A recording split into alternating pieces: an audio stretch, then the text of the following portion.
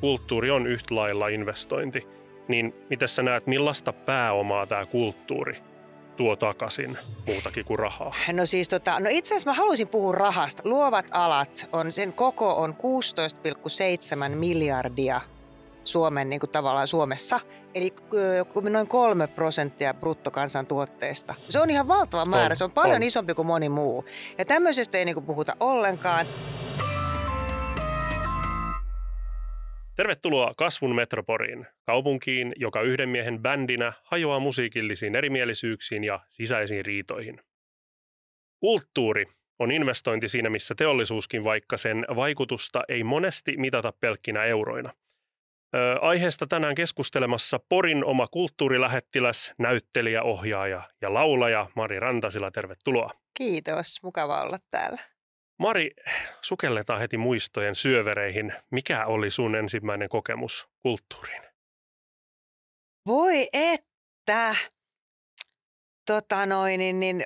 Se on ollut varmaan kyllä mun veljen levyt. Et mulla tulee parikin semmoista singleä mieleen. Se on itse asiassa, mä oon ollut tosi pieni, kun tuli Rolling Stonesin Come On single. Ja sitä veljeni soittelivat ja sen muistan tosi hyvin. Sitten oli semmoinen, kun vanhin veli Juha oli Amerikassa tämmöisessä niin kuin vaihto-oppilaana, niin hän toi sieltä semmoisen jonkun Disney-levyn. Että kyllä mä muistan niin kuin levyt ensimmäisenä itse asiassa. Ihan todella, siis alle parivuotiaalta itse asiassa mä olin tollon. Moni. Ja sitten siinä varmaan ehti vierähtää vuosi jos toinenkin, mutta missä kohtaa sä sitten tiesit, että sä haluat työskennellä kulttuurin parissa? Ja mikä oli tämmöinen, mikä sytytti sen kipinän sitten lopulta? Mä olin tosi nuori. Mä olin siis varmaan 4-5-vuotias. Ja tää voi tuntua hassulta, mutta siis mulla oli tämmöinen ystäväkirja, jota äiti ei enää jaksanut täyttää, koska mä olin viimeinen lapsi. Ja mulla oli se kirja kuitenkin. Ja mä rupesin sitä täyttämään joskus, kun mä 5-vuotiaan opin kirjoittamaan, niin rupesin täyttämään, kun mä harmitti, että sitä ei ole täytetty. Niin siellä lukee siis, että haluan näyttelijäksi, ohjaajaksi, filmitähdeksi, laulajaksi. Eli kaikki nämä, mitä mä tavallaan sitten teinkin. Että kyllä se tuli niin kuin tosi varhain. Että tavallaan se, mitä mä silloin leikein, porilaiset sanoo leikein, mä leikein, niin tavallaan siitä tuli niin kuin ammatti. Ja se oli mulle semmoinen, niin kuin taide on, luovat ala on, niin se on niin kuin tapa elää. Niin siitä tuli, se oli mun tapa elää, silloin se oli leikki ja sitten nykyään siitä sitten on saanut yli 40 vuotta saanut sitten myöskin elantonsa. Joo, pakko kysyä vielä ennen kuin mennään tähän itse niin kuin pihviin ja aiheeseen, niin oliko täällä niin kuin sit silloin siihen aikaan niin asioita, mitkä niin kuin ruokki sitä näitä sun tavoitteitas? Siis Pori on ollut todella tärkeä kulttuurikaupunki, nimenomaan nuorisokulttuurin alalta. Ja mä toivon, että se on sitä edelleen, mä toivon, että se jatkuu. Mä oon esimerkiksi ollut aikanaan valtaamassa Annista. Tosin vallattiin toista taloa. Se ei ollut se, mikä Annis loppupeleissä on, koska se oli niin huono kuntoinen. Se on tuossa Valtakadulla oli itse asiassa se, mitä me vallattiin. Mutta olen ollut valtaamassa sitä. Ja 70-luvulla siis todella satsattiin nuorisokulttuurit. Oli teatterinuoret, oli Pelmu. Oli Liisa Nojosen tanssikoulu, itse en käynyt sitä, mutta kaikki nämä, että ei ole mikään ihme, että Porista on tullut niin paljon niin kuin kulttuurissa tärkeitä ihmisiä, Tero Saarinen, Jorma Uotinen, Jorma Tommila tällä hetkellä meidän siis Hollywood-tahti, joka on mun kanssa sama aika Pori teatterinuorissa, Joonas Nordman, moni, siis ihan valtava määrä ihmisiä. Ja siihen on syynsä, että Porissa on tuettu nuorisokulttuuria. Että kyllä se oli niinku ihan sieltä, olin teatterinuorissa ja Pelmussa olin mukana. Toki sitten soitin myös pianoa ja olin tuossa musiikkiopistossa ja näin poispäin, mutta että tämä oli todella kulttuurimyönteinen kaupunki silloin 60-, 70-, 80-luvulla, että ja näitä bändejä, mitä täällä on tullut siis, no Dingo tietenkin ja Yö ja näitä, niin niitä on niin kuin valtava määrä, että siihen on kyllä syynsä. Ja nyt siihen itse aiheeseen, minkä ympärillä nyt sitten ollaan tässä, niin puhutaan investoinneista, tuossa alussa jo todettiin, niin tulee useimmiten ehkä mieleen just teollisuus ja isot rahat, suuret eurot. Mutta kuten todettu, niin kulttuuri on yhtä lailla investointi. Niin miten sä näet, millaista pääomaa tämä kulttuuri tuo takaisin muutakin kuin rahaa? No siis no itse asiassa mä haluaisin puhua rahasta, koska mulla on semmoinen olo, että ei meitä ei niinku arvosteta. Siis kun luovan alan työntekijöitä ei arvosteta, koska me puhutaan tästä, mikä on ilmiselvää, että miten joka päivä me kaikki kulutetaan kulttuuria tavalla tai toisella. Ja se henkinen pääoma, mikä sieltä tulee, ja Winston Churchill on sanonut, että mitä me puolustaisimme, jos meillä ei olisi kulttuuria.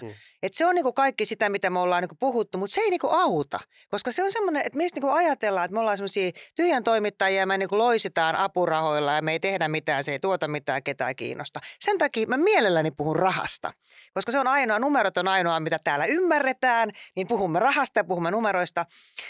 Haluaisin esimerkiksi tämmöinen asia. Luovat alat, sen koko on 16,7 miljardia Suomen, niin kuin tavallaan Suomessa, eli noin 3% bruttokansantuotteesta. Se on ihan valtava määrä, se on paljon isompi kuin moni muu. Ja tämmöisestä ei niin kuin puhuta ollenkaan. Ja sitten jos mä puhun niistä investoinneista, kun puhutaan, että me aina valtio, nyt kun ollaan siis säästetty, tämä hallitushan on kulttuurivihamielisin hallitus, mikä meillä on ollut koskaan mun elinaikana, sehän niin kuin koko ajan puhuu, että me ei niin kuin tuoteta mitään. Ja meitä otetaan, niin kuin on otettu siis ihan valtavasti pois kaikkea. Mutta nyt mä annan nyt 2 tämmöistä niin kuin esimerkkiä, mikä on niin kuin valtioon liittyy. On tämä AV-alan tuotantotukikannustin, mikä on ollut meillä. Se on hirveän monissa siis eri maissa jo käytössä ja meilläkin on ollut, ja se on taas sitä ollaan leikkaamassa. Ja se on esimerkiksi sellainen asia.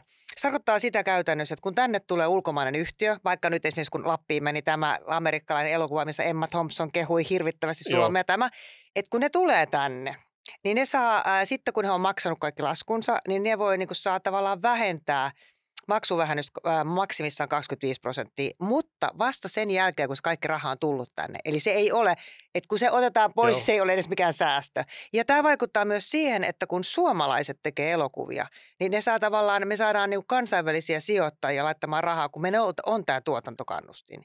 Ja se on esimerkiksi aivan naurettava tällä hetkellä ja taas yritetään ottaa sitä pois, vaikka se ei ole mikään säästö. Ja vaikka se tulee siis moninkertaisesti, se on tuottanut Suomeen tälläkin hetkellä miljoonia. Ja jos mietitään, miksi Liettuassa ja Latviassa esimerkiksi tehdään elokuvia, siellä on tuotantokannustin ollut koko Virossa. Siellä on tuotantokannustin ollut koko ajan. No tämä on yksi. Toinen asia on tämmöinen, mikä ei maksa yhtään mitään, mikä liittyy EU-hun, koska EU:ssahan on paljon direktiivejä, niin kuin me tiedämme. Niin tämä AVMS-direktiivi, mikä tarkoittaa sitä, ja mikä on siis 16 EU-maassa ja myös Sveitsissä on otettu käyttöön. Se on vain se, että se otettaisiin käyttöön. Siis ei mene rahaa mihinkään. Se tarkoittaa sitä, että esimerkiksi suoratoistopalvelut Netflix, Disney, mitä näitä HBO, että kun he kerran ovat täällä Suomessa ja me paljon heitä katselemme ja ostamme palveluja, niin heidät velvoitetaan myöskin sijoittamaan suomalaisiin elokuviin ja TV-sarjoihin. Ja se on ihan siis tämmöinen direktiivi on olemassa. Me ollaan tätä yritetty nyt lobata aika kauan. Ja mä toivon, että tämä tulee, koska tämä ei todella vie rahaa, mutta se tuo aika paljon rahaa. Ja kaikki nämä on niinku sellaisia asioita, että jos mä jatkan edelleen, koska mä oon nyt tosi innoissani tästä, koska mä pääsen puhumaan rahasta. Esimerkiksi kun tein levotonta tuhkimoa täällä Porissa, ja Pori oli meidän yhteistyökumppani, Porin kaupunki, ja sitten oli muutamia, oli Porin osuuspankki esimerkiksi, oli näin. Niin semmoinen asia, mikä tulee jälkikäteen, tuli ilmi, että kun elokuva oli tehty ja näin poispäin, se tuli elokuvateattereihin, niin Porin Promenaadi elokuvateatterikeskus oli siis sinä vuonna, kun Tuhkimo tuli sinne, niin se oli siis eniten katsojamääränsä nostanut elokuvateatteri koko Euroopassa. Kova. Ja se tuo rahaa. Se tuo tietysti elokuvateatterin rahaa ja valtiolle rahaa, arvonlisäverona, lippuja arvonlisäverona. Että se on investointi. Toisinaan kaikki ne rahat, mitä Pori on laittanut, on varmasti tullut moninkertaisena takaisin eri tavoilla. Mutta sitten kun ei puhuta rahasta, siitä mitä siitä saa siitä kulttuurista, sen voi siis totta kai sen voi nähdä muunakin kuin rahana, ihmisten hyvinvointina. Ehdottomasti. Ja siis tämä on semmoinen, mä puhun tästä rahasta sen takia, koska mulla on oikeasti semmoinen olo, että meitä ei niin kuin arvosteta, tai tässä yhteiskunnassa ylipäänsä tällä hetkellä arvosta muuta kuin rahaa. Että mitä se säästää tai mitä se tuo. Siksi mä haluan puhua rahasta, koska yleensä me puhutaan muusta, mutta kun mennään tähän toiseen, eli tähän henkiseen pääomaan ja muuhun. No ensinnäkin siis kulttuurihan, se antaa niin kuin monella tavalla eri näkökulmia elämään, erilaisiin elämiin ja auttaa meitä niin kuin ymmärtämään toisiamme ja elämään sillä tavalla niin kuin paremmin yhdessä. Se on semmoinen iso tavallaan kuva. Sitten on tietysti viihtyy, ihan vaan niin kuin väsyttää, mitä mä tekin, hirveä duunipäivä, katonpa jotain tai kuuntelenpa jotain, viihtyy. Sitten on yksinkertaisesti myös sellaisia asioita, että sulla on joku ongelma, sano mikä tahansa, mikä mä sanoisin, mielenterveysongelma, lapsettomuusongelma, mikä tahansa, ja sä katsot tavallaan elokuvia tai musiikkia kuuntelet tai luet kirjoja, mitkä käsittelee sitä, niin ne auttaa sua myös käsittelemään sitä asiaa. Että se vaikuttaa niin kuin mielenterveyteen sillä tavalla. Kyllä. Tämä nyt tuli ainakin ensimmäisenä mieleen tästä. Niin ja siis tämä, että sille tavallaan loppukäyttäjälle, asiakkaalle, kun näitä tehdään, niin ne on ne asiat, mitä on kuitenkin niin kuin vaikeasti, niitä on hankalin mitata. Nimenomaan, ja kyllä. Kuitenkin he on se, kenelle tätä tehdään. Niin se on... Ja musta semmoinen aika hyvä, jos katsoo, kukin ihminen on kotona, että miten mä niin kuin kulutan, mitä jos mä kuuntelisin radiosta mitään musaa, en Spotifysta musaa, en levyltä, en lukisi mitään kirjoja, lehtiä, en kattelisi TV:stä mitään, en elokuvia kattelisi, en kävisi taidenäyttelyissä, ei olisi mitään, en katsoisi patsaita tai mitään, mitä on tehty mihinkään. Niin mä luulen, että Suomesta ei niin kuin hyvin pieni prosentti, ehkä ihan promille löytyy semmoisia, joka ei kuluta yhtään kulttuuria minään päivänä. Paikkansa. Ihan varmasti, juu. Tätä vaan ei niinku tajuta, että sit kun oletetaan, että se pitäisi olla niinku ilmasta sillä tavalla, että sen pitäisi olla niinku jotenkin, niinku valitettavasti tämä on mennyt siihen, että kaikki pitäisi olla ilmasta ja netissä kaikki pitäisi saada ilmatteeksi. Ei tajuta, että joku ihminen on tehnyt sen, joku ihminen on kouluttautunut, tehnyt ihan valtavan duunin. Että eihän se mitään harrastelua ole. Ei, mutta sitten just, jos nyt tälleen raakasti miettisi, sä teet tätä työksessä, niin ei varmaan siis, millaiset te näkisit, kumpi sulla painaa sit vaakakupissa enemmän, se elämys vai sitten se raha? Onko se ollut esimerkiksi semmoisia hetkiä, kun sä oot tehnyt jotain asiaa pelkästään niin kuin rahasta, eikä siitä, että vaikka tämä on sun intohimos, niin se, että... No siis, niin kuin mä sanoisin aluksi, että tämä on mun elämäntapa, niin. Että mulle ei varmaan, tai niin kuin varmaan mä jotain olisi keksinyt, mutta et siis silleen, että tämä on niinku mun tapa elää, että mun on niinku pakko tehdä tätä. Ja mä olen tehnyt vapaaehtoistyötä, siis tätä omaa työtä, niin mä olen tehnyt siis ilmastyötä, mä olen tehnyt halvalla ja kalliilla, riippuen kuka tilaa. Mutta siis se, että ei se niinku, jos mä niinku rahaa ajattelisin ja rikastumista, niin kyllä mä tekisin jotain aivan muuta siinä, että ei se mulle ole se merkitys. Mutta sitten mä oon sitä mieltä, että kyllä ihmisten pitää saada niinku palkka työstään. Tämä on ammatti eikä mikään harrastelupohjahomma. Nimenomaan. Ja sitten tuossa nyt siteerattiin Churchillia, niin puhuttu tuosta kulttuuriroolista ehkä tämmöisen yhteiskunnallisenakin vaikuttajana. Niin onko sulla, varmasti on esimerkkejä siitä, miten kulttuuri on vaikka yhdistänyt ihmisiä, tuonut semmoista yhteisöllisyyttä Porissa tai muualla? No toi nuorisokulttuuri Porissa, mikä oli siis, sehän oli ilman muuta semmoinen. Esimerkiksi oli musta semmoinen hyvä esimerkki, mä olin, Anniksella oli joku juhla tai tämmöinen, vai oliko se joku semmoinen sieltä, että meinattiin taas ottaa rahaa pois tai en muista mikä tilanne. Mutta yhtä kaikki eräs semmoinen nuori herra tuli siihen mulle sanomaan, että, että kiitos silloin, että valtaista tämä, että hän ei olisi niinku löytänyt paikkaansa maailmassa, jos ei hän olisi löytänyt Annista ja saanut jotakin niin kuin yhteisöä, mihin hän kuuluu. Että se on hänellä ollut, että hän ei tee mitä rikoksia hän tekisi tai muuta. Että se on ehdottomasti, niin kuin, hän on löytänyt paikkansa sitä kautta. Tai jos mä ajattelen esimerkiksi noita ilmastoidon lukijoita, ja Vantaalla on niin kuin Vaskivuoren lukio, niin siellä haastateltiin oppilaita, ketkä olisi jo lähtenyt pois niin kuin lukiosta. Niin siellä monikin sanoi, että en ollut kauhean hyvä koulussa, mutta osasin sitten just tehdä musaa tai näin, mutta jos hän ei olisi päässyt sinne ja hän ei tiedä missä hän olisi, että hän oli todella voimakkaasti luisumassa aika huonoihin piireihin. Että se on niinku, tuommoinen merkitys on, jos mä puhun ihan niinku nuorista, kun nyt tällä hetkellä puhutaan, että nuoret on tavallaan aika paljon hukassa, niin silloin ilman muuta kulttuurilla on iso merkitys. Puhumattakaan sitä, että mehän niinku tavallaan sanotaan, että ihmiset, jotka harrastaa kulttuuria, esimerkiksi kuorolaulaa tai muuta, niin ne elää pitempään, koska yksinkertaisesti siinä vaan niinku sä käsittelet sun tunteita ja mitä enemmän sä pääset kiinni sun tunteisiin, niin sä käsittelet niitä asioita, niin se mielenterveys voi paremmin ja silloin sä elät pitempään. Tämä ei ole siis mun keksimää, tämä on ihan tutkittu asia. En ole aiemmin kuullut, mutta mielenkiintoinen knoppi. Joo, kyllä. Mennään seuraavaksi tähän sun duuniin konkreettisesti, sun ohjaama Levoton Tuhkimo-elokuva, mistä mainitsit, ja rikko ennätyksiä, tai ennätyksiä, mutta oli tilastollisesti siis. Se taisi olla sinä vuonna, oliko se nyt 4. katsotuin, vajaa 200 000. Joo, ihan niin hyvin. Niin. Ja sitten Porissa kyllä oli todella katsottu. Joo, niin just nimenomaan, että kaupunki oli elokuvan yhteistyökumppani. Joo. Ja sen lisäksi niin, että tuotanto esimerkiksi vaikka majoittu Porissa Joo. tuoda lisää elinvoimaisuutta, niin sitten sai kaupunki myös itsessään paljon positiivista huomiota. Varmaan just, että Dingo mielletään, siinä on se vahva assosiaatio Poriin. Kyllä. Voisi kuvitella, mutta et kaupungin investointi elokuvaa oli pieni suhteessa sit vaikka siihen saatuun näkyvyyteen, mutta tässä on nyt varmaan niitä jotain puhuttu, niin mitäs muita investointeja, rahoituksia tämmöisiä tarvitaan, että elokuvia tai sarjoja pystytään toteuttamaan? Siis valtava byrokratia varmaan. Niin sanotaan, että tällä hetkellä se mitä niin kuin, jos elokuvan siis niin kuin keskimääräinen budjetti, siis nehän on pienentynyt tosi paljon, koska avustukset on pienentynyt, mutta sanotaan, että tuon levottoman tuhkan budjetti oli aika hyvä, se oli 1,7, mutta sanotaan semmoinen alle 2 miljoonaa, 1,2, 1,3, 1,4 on semmoista niin tavallaan keskimääräistä kotimaista, mutta sitten on nämä, mitkä menee siis yli 2 miljoonaa, niin siellä on ulkomaista rahoitusta. Joo. Että siellä on siellä on säätiön tuki, sitten siellä on ulkomaista rahoitusta, sitten siellä on kanava, mikä maksaa jotain. Ja sitten on erilaiset yhteistyökumppanit, tulee just taloa tämmöisenä palveluina, just niin kuin majoituksina esimerkiksi vaikka kaupunki antaa jotain tietynlaisia, niin kuin vaikka näitä pysäköintipalveluja tai muut vastaavia, tai sitten syömistä ja tämän tyyppisiä, että siellä on niinku semmoista sen tyyppistä investointia, missä ei niinku raha liiku. Markkinointi on semmoinen, missä esimerkiksi Porin kaupunki antoi tosi paljon apuja siihen. Niinku, se ei ollut suoranaista rahaa, mutta siinä oli tavallaan niinku rahan arvoista tavaraa. Joo. Ja erittäin tärkeää, markkinointi on tosi tärkeää.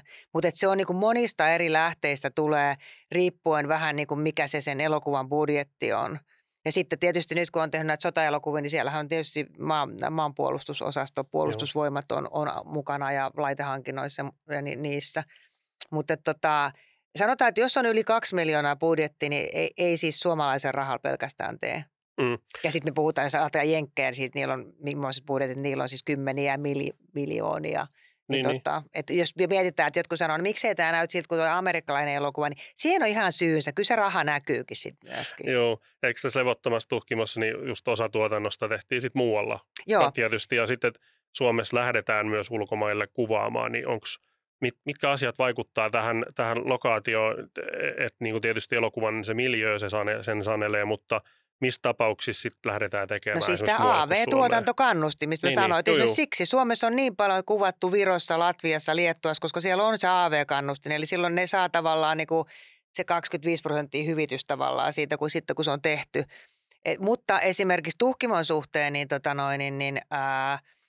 täällähän me tarvittiin tietysti Poria, mutta se ikävä puoli oli, me oltaisiin oltu pitempäänkin täällä, mutta kun täällä on niin paljon muuttunut. Esimerkiksi Oikeustalo oli hyvä esimerkki. Me oltaisiin Oikeustalon edessä kuvattu sen nimittäin sisältä se vanha Oikeustalo. Nythän se on niin kuin hajotettu. Mutta me just ehdittiin saada se sisätila, mikä oli tosi hyvin säilynyt. Mutta sitten taas ulkotila oli ruvettu, jos tehtiin valtavaa, niin ruvettiin sitten jo niin kuin hajottamaan sitä ekstiä eli eksteriööriä, niin me ei pystytty kuvaamaan siinä. Meillä oli pakko kuvata ulkotila itse asiassa yllättäen järven päässä. Että me löydettiin jotenkin samantyyppinen. Niin kuin.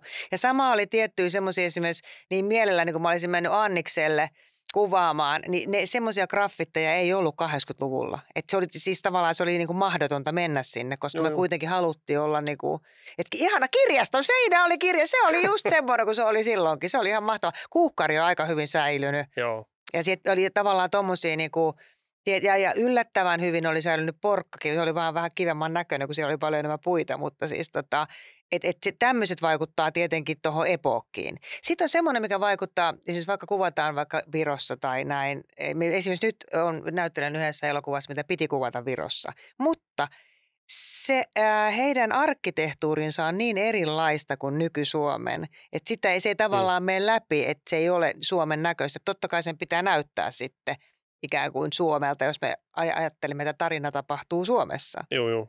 Millaisia mahdollisuuksia tämmöiset lisääntyvät elokuvasarjatuotannot sun mielestä voisi vaikka tuoda Porille? Millaisia leffoja tai telkkaria täällä voisi tehdä? Mä oon koko ajan miettinyt, siis mä itse, siis musta ei ole käytetty suistoa, siis Kokemäenjoen suistoa on käytetty hyväksi ollenkaan. Se olisi, kun siinä saisi ihan mitä tahansa, siis se on ihan mahtava. Sinne haluaisin mennä kuvaamaan, se olisi musta hieno. Se on ehkä semmoinen, niin kuin, tai sitä, no Yyterikin joo, Yyterissäkään ei ole hirveästi kuvattu, se on toinen nämä hiekkasärkät, Yyteri. Mutta Kokemäen suisto on semmoinen, mutta se on niinku, siinä olisi ihana päästä kyllä tekemään jotain. Et se, mihin se yleensä kaatuu, on tietysti se, että sit se investointi pitäisi olla aika iso, koska ryhmää tulee kuitenkin paljon niin kuin Helsingistä ja muut. Että kaikki se, että ryhmällä tulee niin kuin päivärahat ja sitten just majoitukset ja asumiset ja muut vastaavat, niin ne maksaa tietenkin. Mutta että jos ajatellaan, että joku tehtäisiin kokonaan Porissa esimerkiksi, niin se on tietysti maksaa siinä. Mutta joo, se Kokemäen suisto on semmoinen, että se mua kyllä niin kuin, mua itteeni kiinnostaisi todella, että jos saisi jotenkin löydettyä semmoisen jutun, mikä olisi kustannuksiltaan sellainen, että pystyisi tekemään kokonaan siellä, niin se olisi ihan mahtava. Sitten Porista puhuttaessa, niin tästä sä oot varmasti saanut jutella paljon aiemminkin liittyen tähän levottomaan tuhkimoon. Elokuvan näyttelijäkaartin oli otettava Porin murre haltuun. Kyllä. Ja sä olit ilmeisesti siinä jotenkin niin tukiopettajana. Mä olin murrecoachi, kyllä. Ominaisuudessa. Niin kuinka tärkeä asia nimenomaan porilaisena oli sulle, että puhutaan silleen, kun kuuluukin ja mennään käymään yhtäkkiä jossain. Ja oliko niin kuin, kuinka paljon tämmöisiin nyansseihin? Paljon. Se oli siis, kun mä sain Hanna Leivonniemen, joka on myös Porista, hän käsikirjoitti siis Levottoman tuhkimoon, että hän on myös Porissa. Hän on mua 10 vuotta nuorempi, että hän oli niin kuin Dingo-fani. Ja mä taas on niin kuin Dingo-aikalainen, että mä oon niin kuin saman ikäinen kuin ne kundit. Ja, ja se, mikä mut ensimmäiseksi siihen niin kuin käsikirjoitukseen kiinnitti huomioon, että se oli jo kirjoitettu niin hyvälle Porin murteelle. Mä sanoin, että nyt on, kun yleensä kun näkee käsikirjoituksia, että tapahtuu missä vaan Kotkassa tai Lapissa tai muut, ne on niin kuin kirjoitettu sillä, että siellä on vähän muutama sana jotain, mutta sitten se ei kuitenkaan ole sitä murret, koska murre on niin paljon muutakin kuin muutama sana, vaan se on rytmi. Ja se, niin kuin se tuo karakteri ihmisiin. Ja Levoton tuhkimo oli kirjoitettu todella hyvällä Porin murteelle. No, tietysti kun ohjaaja on itse Porista, niin mähän voin hyvin vahtia sitä, että se kanssa tulee oikein.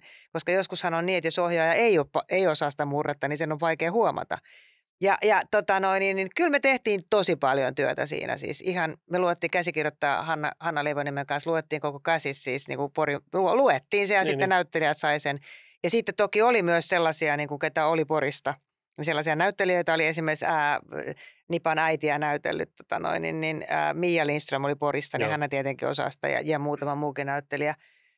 Mutta se oli ihan äärimmäisen tärkeää. Ja mä oon vähän semmoinen pilkuviilaaja, vähän liikaakin joskus, vähän semmoinen perfektionisti. Ja se on tärkeää, kun puhutaan Porin murteesta. Niin se on, ja siellä on yksi kohta, missä tulee pikkusen Turkuun, en sano mikä, mutta siis niin silleen, mutta se on kyllä aika hyvin musta on niinku, ja sitten täytyy sanoa siinä kuvausvaiheessa tietysti se, että jos joku on ihan loistava otto, että jos siellä on pieni fiba, niin se niinku voi mennä ohi, mutta aika hienosti kyllä. Siitä on tullut kiitosta, sanotaanko näin, että porilaisetkin on sanonut, että se kyllä toimii. Joo, ja se on niin tunnistettava se murre, mutta sä sanoit tuossa aiemmin just, että jos jotain pohjoismaista murretta, niin menee varmaan helposti semmoiseksi murre-larppaamiseksi hiukan, mutta tuli mieleen, oliko tässä esimerkiksi semmoisia asioita, mihin piti tarttua, että puhuttiinko 80-luvulla jotenkin eri tavalla kuin nyt esimerkiksi? Joo, oli. Ja tämä oli tämmöinen, tai käyttäydyttiinkö, niin kuin voit todellakin käyttäydyttiin eri tavalla. Oli semmoinen kohta, missä Saku Taittonen, joka näytteli Nipaa, tuli siinä sitten kaverinsa kanssa, käveli Porkassa. Ja sitten meillä oli avustaja, joka oli siis äiti lastenvaunujen kanssa. Ja sitten Saku sille sitten, hei ja näin, ei kukaan rokkijätkä ei 80-luvulla rupea moikkailemaan jotain random äitiä jossain. Ei todellakaan. Sitten sä olet Saku, täytyyhän se nyt, tähän ihan niin kuin näinhän peruskäytöstapa ja kohteliaisuutta. Ei kukaan. Niin se esimerkiksi oli musta ihan hyvä esimerkki siitä, että näin ei vaan siihen aikaan käyttäydytty. Ja ne on varmaan semmoisia niin samaistuttavia hetkiä porilaisille. Joo, ja kaikki, ketä on elänyt siis sitä aikaa. Niin. Ja sitten toinen juttu, mikä oli semmoinen, että sehän oli hirveä semmoista niinku, kun nykyään on tosi tarkkaa tämä, että miten kosketaan, ketä kosketaan, millä tavalla kosketaan, niin siihen aikaan ei todellakaan ollut. Että siellä ei ollut minkäännäköisiä rajoja, niin kuin läimittiin ja läiskittiin ja tönittiin ja kourittiin ja vaikka mitä. Siis se oli ihan elämä oli ihan niin kuin, ne kenttäolosuhteet oli niin toiset, että jos me kuvataan tavallaan tällaista, niin totta kai se pitää olla niin kuin ottaa huomioon. Joo. Ja se on jouduttu röökaaminen. Siis tavallaan, että silloinhan röökattiin joka paikassa. Kyllä. Joo.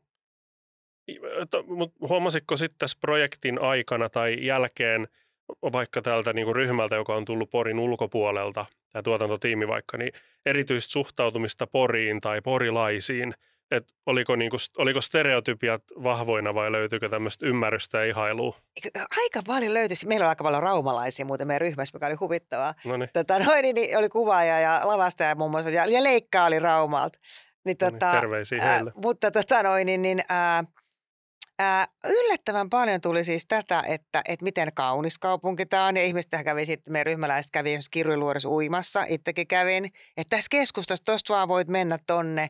Miten nätti oli just sitä, että tavallaan toi joen suisto. Ja sitten siitä, miten kohteliaita ihmiset oli ja miten niin kuin kivoja paikkoja täällä oli. Ja missä me syötiin aamiaista, taisi olla Päre, olisiko se ollut? Joo, siinä, miten mitä hyvää ruokaa ja vaikka mitä saa ja miten niin kuin hienosti jotenkin, miten kohtelee, että miten kaikki niin kuin suhtautui niin positiivisesti ja jotenkin avuliaasti. Että kyllä täytyy sanoa, että mä veikkaan, että jos jollakin on ollut tämmöisiä ajatuksia, että Poris vaan anteeksi, Piip. niin piippaillaan, niin kyllä se aika paljon niin kuin kyllä muuttui ja karisi. Joo, ja se on nimenomaan varmaan, että ollaanko jossain kohtaa sitten se maineemme vankei.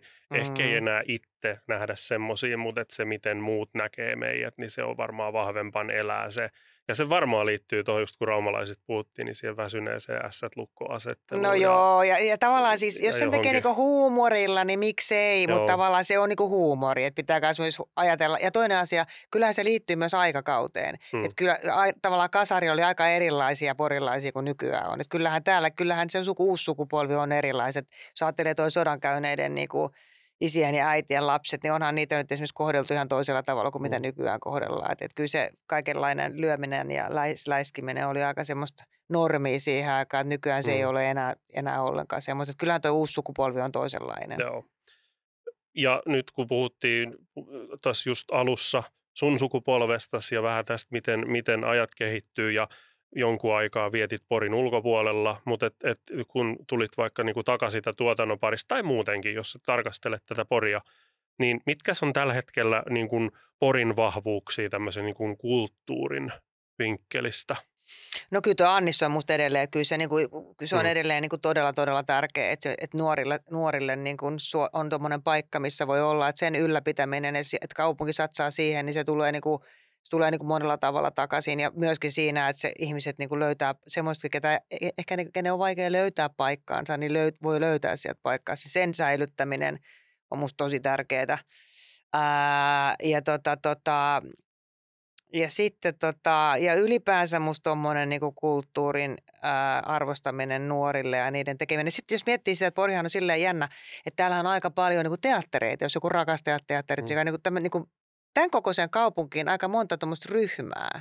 Ja se on yksi semmoinen, mitä kannattaa ilman muuta siis niinku kannattaa tukea ja mikä tietysti myös työllistää, jos näin mennään. No sitten tietysti jatsit, jotka jo vuodesta 1966 ovat olleet täällä, nehän on tietenkin tuo paljon Porille niin kuin investointeja. Suomi Areena, tästä on paljon puhuttu, että onko se hyvä vai huono, että ne on niin kuin eri aikoina. Siinä on varmaan montaa mieltä, ehkä ei mennä siihen, tai ei meitä kiinnostaa ketään, mitä mieltä mä siitä olen, mutta siitä on siis paljon ollut puhetta, että onko se hyvä vai huono asia.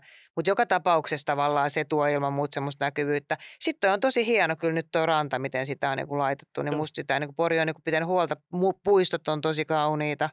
Et soisin, että oltaisiin enemmän säästetty sitä vanhaa puuporia, siis niin kuin viikkaria. Kuukkaris on varmaan eniten, mutta se mua niin kuin harmittaa hirveästi, että sitä ei säästetty. Et siinä Rauma valitettavasti on kyllä mennyt edelle, että ne säästi sen. Siellä on se yksi talo, mikä siellä on ehditty laittaa, se yksi hirviötalo sinne, mutta siis muuten, että se oli niin kuin silloin aikana oli kyllä huono päätös, mutta että säästettäisiin nyt ainakin nämä, mitä nyt on. Niin semmoisia, ja kyllä tuo Kirjuluoto on kyllä todella hieno ja toi suisto kaiken kaikkiaan. Ja sitten mä tykkään musta siitä, että on ollut semmoisia just niinku, tullut tämmöisiä pieniä kahviloita ja näitä, niin ne on musta niinku todella, todella tärkeitä.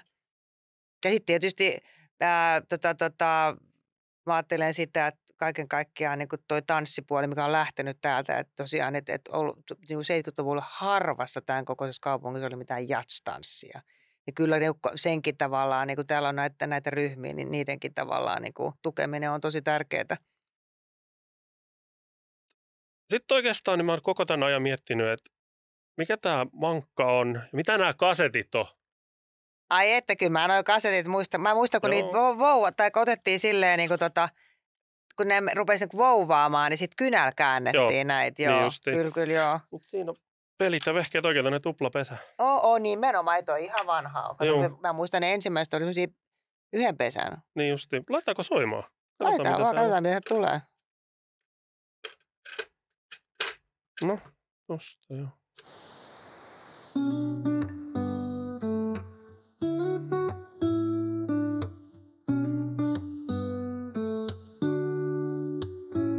Ne sanoo, että kulttuuri maksaa liikaa, että lavat ja valot on turhaa huvia. Mut mä näin teatterissa ihmisen itkevän, ja se maksoi vähemmän kuin yksi betoninen silta.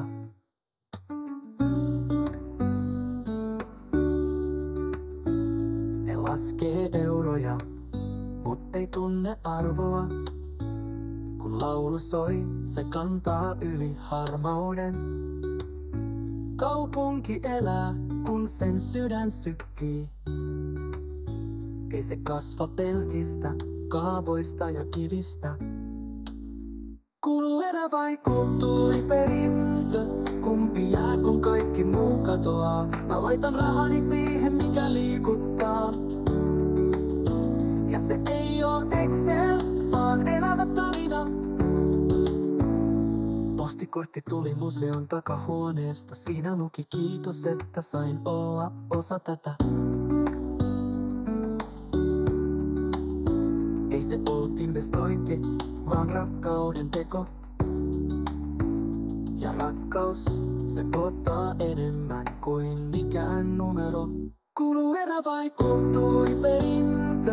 Kumpi jää, kun kaikki muu katoaa? Mä laitan rahani siihen, mikä liikuttaa. Mikä liikuttaa. Ja se ei oo Excel, vaan elävä tarina.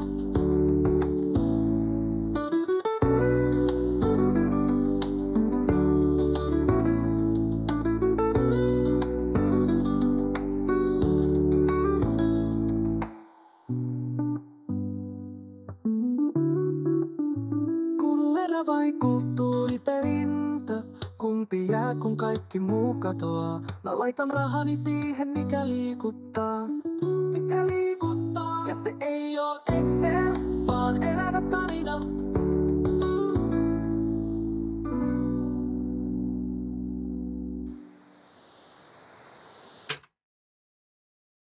Semmonen. Se oli semmonen bängeri. Joo. Nuorisosanastoon mukaille ja en tiedä, oliko sitten ihan omin pikkukätösin. Ei, kyllä se taisi olla tekoälyllä tehty. Oli. Mikä lähinnä huomaa itse asiassa siitä tuotannosta ja sitten siitä laulusta. Se on se isoin, missä tietyllä tavalla huomaa. Tuli vähän mieleen Kale Vauva itse asiassa, mikä on tehnyt niistä vauva.fi laulujen tai niistä jutuista. Niin siitä tuli vähän sen tyyppinen itse asiassa toi musa oli niinku tavallaan sieltä ikään kuin ehkä silleen otettu, tekoäly on inspiroitunut siitä. Ja toi tapa käsittää sitä. Mutta siis, joo. Oliko tämä kappaleen sanomassa niin kuin ollaanko me tänään puhuttu pelkästä kuluerästä vai jostain, mikä tuo rahaa pankkiin vielä vuosiksi eteenpäin? Nimenomaan, siis sehän se on, siis musta sanoma oli aivan oikea. Ja siellä oli hyvällä tavalla niin kuin laitettu tavallaan vähän niin kuin tietoiskuina asioita tuohon siihen sanotukseen. Ja ehdottomasti siis allekirjoitan kyllä sen, mitä siinä tekoäly oli kirjoittanut. Kun se on niin hassu tavallaan se kulttuuri jotenkin, kun ne on niin kuin arvokysymyksiä myöskin, että mitä me arvostetaan ja tavallaan ja mitä me arvotetaan, millä tavalla. Ja kulttuurissa on usein vaikea niin kuin nähdä sitä, että just sitä, että jos joku nuori meneekö se rikolliselle poluille vai löytääkö se niin kuin musan tai löytääkö se teatterin tai näin. Ja ne on niinku semmoisia kulueriä, mitkä tulee vuosien myötä, puhumattakaan sitten mielenterveysongelmista tämmöisistä. Niitä on niinku vaikea sitä henkistä puolta muuttaa rahoiksi. Ja sen takia tämä yhteiskunta tällä hetkellä vaan niinku puhuu säästöistä ja toisaalta tuloista ja työttömyydestä. Työttömyys on tärkeää, mutta tarkoitan sitä, että kun me puhutaan niin paljon niinku rahan kielellä, niin sen takia tuntuu, että se tämmöinen henkinen puoli, niin kuin sitä on kauhean vaikea puolustaa. Se ei niin kuin mene läpi missään. Että ainoa pitää tulla niin kuin rahakehi ja numerot. Mutta että ehdottomasti musta se, mikä tekee, on se ero niin kuin kulttuurissa, että miksi se on merkityksellistä, on just se, että se ei ole vaan vaate, mikä me puetaan päälle, vaan se vaikuttaa niin kuin sekä just mieleen, että hyvinvointiin, että siihen, että millaisia meistä tulee, miten me suhtaudutaan toisiin ihmisiin, miten me eletään yhdessä täällä, millaisia näkökulmia, pystytäänkö me niin kuin, se tuo empatiaa. Sekin on sana, mitä tällä hetkellä ei saa käyttää, että empatia kuuluu politiikkaan. Musta siis empatia kuuluu mitä suurimmassa määrin politiikkaan. Ja se on semmoinen asia, mitä kulttuuri nimenomaan meille opettaa empatiaa ja niin kuin empatiaa monenlaisia erilaisia tilanteita ihmisiä kohtaan. Että ehkä se suurin just se, musta se kulttuurin, niin kuin, että se empatia, sen kun voisi rahaksi laittaa, niin mitä se on numeroina, niin se on musta semmoista, mikä on niin kuin tosi iso arvo. Ja siinä tuli painavat terveiset kaikille, jotka näitä asioita punnitsee ja arvottaa ja näkee asiat ehkä pelkkinä numeroina, mutta oikein iso kiitos Mari, kun pääsit meille vieraksi. Tämä oli mahtava keskustelu. Kiitos. Mä oon iloinen, että kutsuitte. Kiitos paljon. Ja me jatketaan kasvuparissa taas seuraavassa jaksossa ja siihen asti älny, olny ja heiny.